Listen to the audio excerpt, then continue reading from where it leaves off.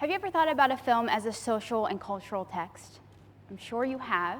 Now, have you thought about the social constraints that are placed upon the film based upon the way it was financed? Well, today I'm going to talk to you about the social and economic implications of film financing, and I'm going to do that by juxtaposing Hollywood films and independent films. So let's get started. These are the films I'm going to be talking about throughout my talk: Guardians of the Galaxy and Still Alice. Have any of you seen these movies? I'm sure you have, because they did very well in the worldwide box office. So Guardians of the Galaxy is an example of a Hollywood film. It was one of the top grossing movies in 2014.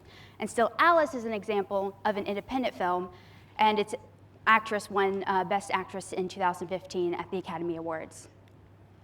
So there are gaps between Hollywood and independent films, and the first gap is the budget gap. So, for example, Guardians of the Galaxy's production budget was $170 million. Whereas Still Alice's production budget was $5 million.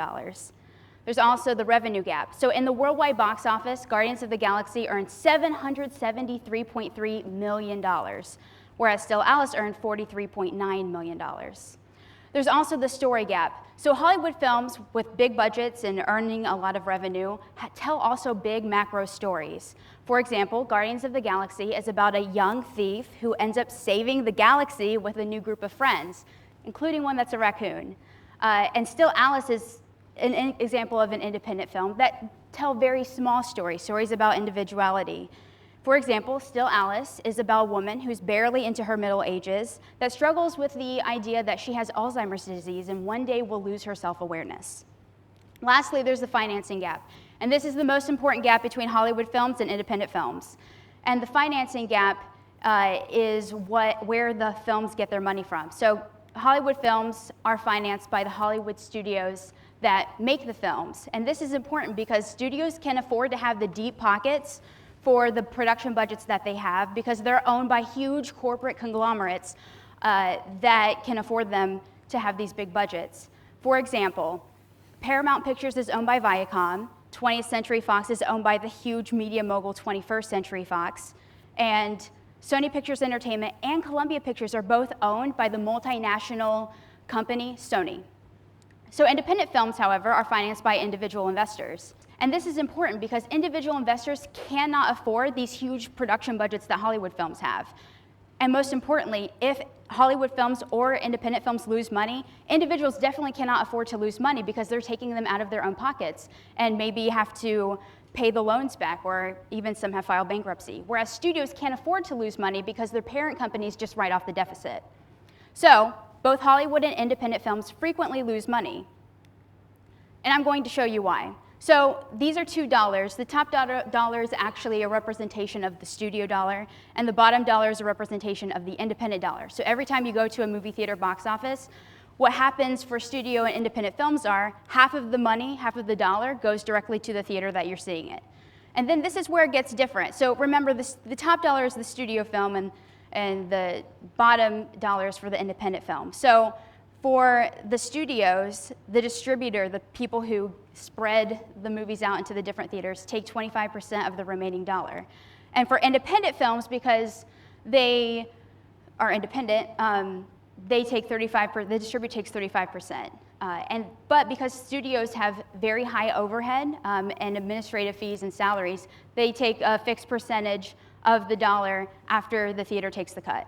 And then for the rest, so the 15% or the 15 cents of the dollar, independent and studio films need to pay negative costs and gross points. And negative costs are for finishing the films, and gross points are percentages of the revenue paid to actors and directors who are attached to the projects. So, for these reasons, a film has to earn several times its production budget in the box office in order to just break even. So, in 2014, these are examples of independent films. So, the budget for Wish I Was Here was $5 million, and it earned $5.5 million in the worldwide box office.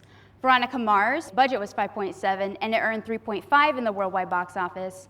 And Bad Words, $9.5 million budget, box office, $7.8. Now, Wish I Was Here. You would think that would make money, but after seeing the previous slides, and remember thinking that a film has to make several times its budget in order to just break even, all these movies lost a lot of money.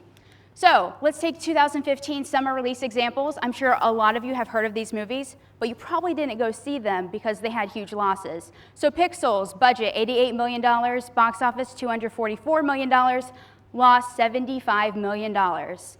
Budget $120 million for Fantastic Four, worldwide box office $167.9, loss $80 to $100 million. Tomorrowland, budget $180 million, box office $209 million worldwide, loss $120 to $140 million. So this is what I see. I see that we have two chasms. The first chasm is the economic chasm between budgets and profitability. And the second chasm that I see is the social chasm between cultural homogeneity and diversity. And this I basically mean by diversity of story, individual stories versus macro stories. So how do we solve this? Well, in the words of Mel Brooks, because I want to be a producer, I decided that I wanted to create a statistical model to determine what independent variables at a film's financing stage is most statistically significant to predicting a film's box office returns.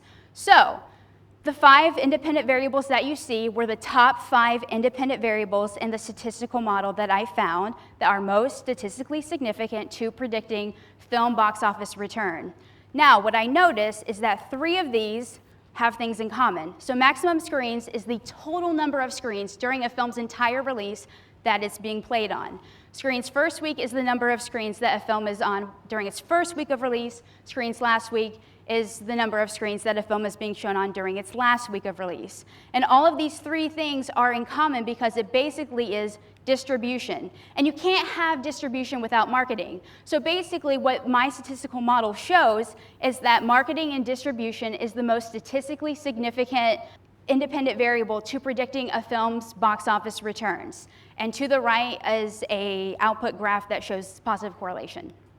So, marketing and distribution is the bridge of the economic chasm between budgets and profits, and the social chasm for cultural homogeneity and diversity of stories. And let's look at this. So the economic implications of this model is that if you have a Hollywood film that has a very high budget and then a marketing and distribution budget as well, if you have more Hollywood films going toward the indie style of having smaller budgets and still a marketing and distribution allocation, then you're going to lower your risk and increase your profitability. Because think about it, if you spend less money on your production budget, it's not going to take you as much money in the box office to break even. I mean, if you spend $170 million on a production budget, it's going to take you several times that to break even, versus if you spend $5 million, you're not going to need as much money as 3 times or 2 times $170 million. So, because of this, we can also conclude that one studio film is worth making several smaller independent films. And for this reason, this is what we can conclude. So this is a demand curve, and this shows that as budget increases at the beginning, at this edge, you have less demand for filmmakers and also less demand for original content and stories. But as you decrease the budget, that means you're going to have more movies, you're going to increase the demand for individual stories, original content, which is also simultaneously going to increase the demand for filmmakers. And this is important because we need more filmmakers. And opening the doors for more filmmakers, especially more minority filmmakers, causes us to have more films that embrace individuality as exposed by popular culture. So, let's conclude. So Hollywood has big movies, and they also can have big losses. Independent films are smaller movies, tell smaller stories. They tend to have smaller losses because they don't spend as much money. The solution to both of these problems, bridging the gap between budget and profitability and the social gap between cultural homogeneity of stories and diversity, is to me marketing and distribution.